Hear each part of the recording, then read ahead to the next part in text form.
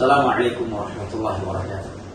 Sungguh benar apa yang dikatakan oleh Syekhul Islam Ibnu Taimiyah rahimahullah ta'ala di dalam kitabnya Al-Ubudiyah, bahwa al-mahabbatu muhayyiyah, cinta itu motor penggerak.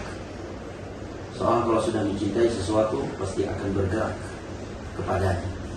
Contohnya jamaah yang sampaikan, karena mereka sudah mencintai ilmu agama, dan mereka mencintai ilmu agama tentunya karena sudah mengetahui keutamaannya, sehingga mereka bergerak dari Bogor dari Bogor dan dari Serang, Masya Allah, berjalan di malam hari untuk bisa ikut kajian anak di Masjid Al-Quwa BSD pada subuh hari ini.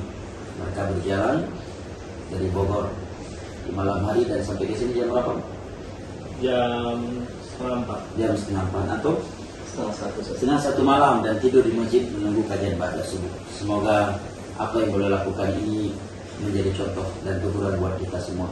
Semoga yang sedikit bermanfaat. Wassalamualaikum warahmatullahi wabarakatuh.